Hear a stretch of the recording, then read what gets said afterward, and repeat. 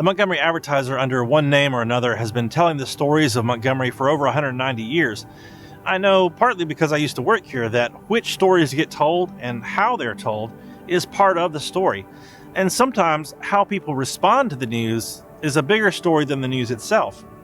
In chapters 8 and 9 of his gospel, Matthew is reporting the stories of Jesus' healing and miracles, and he's arranged 10 stories into a section together. The first one we read is in verses 1 through 3 of chapter 8.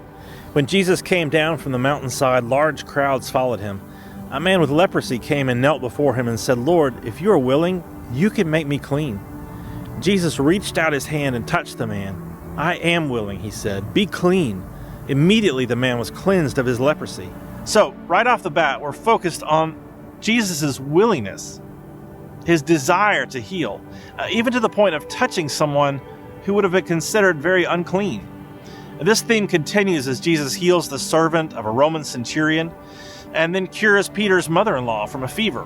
Matthew pauses in chapter 8, verses 16 and 17 to give a prophetic reason behind these healings. We read, "When evening came, many who were demon-possessed were brought to him, and he drove out the spirits with the word and healed all the sick. This was to fulfill what was spoken through the prophet Isaiah. He took up our infirmities and bore our diseases."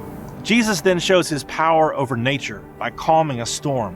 He shows his power over the forces of darkness by setting two violently demon-possessed men free. He shows his authority over sin by both healing and forgiving a paralyzed man. He even has power over death as he raises a 12-year-old girl back to life, even as he heals a woman who's had a bleeding condition for 12 years herself.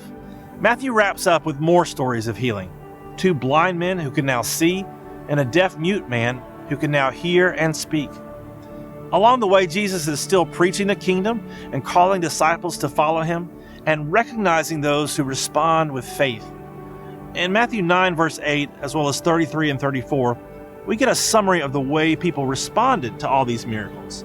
It says, "When the crowd saw this, they were filled with awe, and they praised God who had given such authority to man. The crowd was amazed and said, 'Nothing like this has ever been seen in Israel.'